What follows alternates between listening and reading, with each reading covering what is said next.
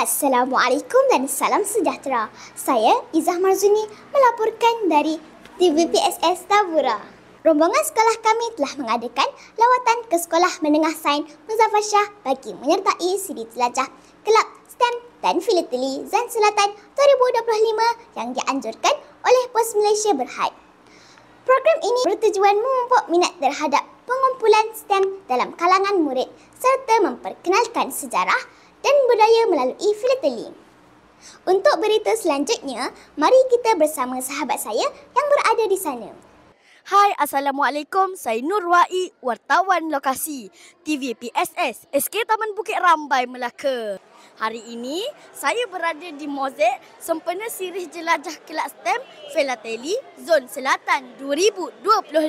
Jom sama-sama kita saksikan kemeriahan pada hari ini.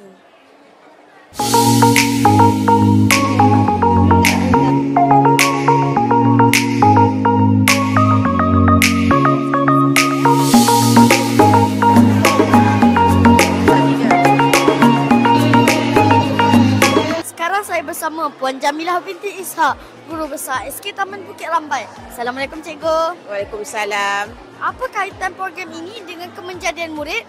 Terima kasih. Dalam kemenjadian murid, program ini merupakan aktiviti di luar bilik darjah jurus kepada aktiviti co-curriculum yang bermakna.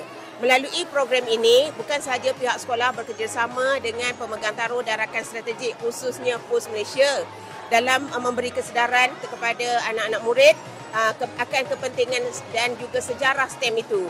Tetapi program ini juga memberi peluang kepada murid untuk terlibat dalam aktiviti filateli yang bermakna dan sangat memberikan ilmu pengetahuan.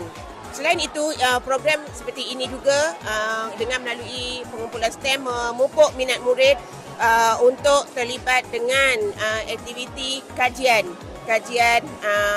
yang akan menambahkan ilmu pengetahuan mereka.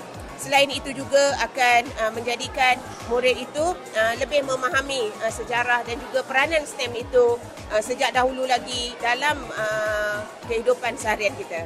Okey, terima kasih. Sama Guru Besar. Sama-sama.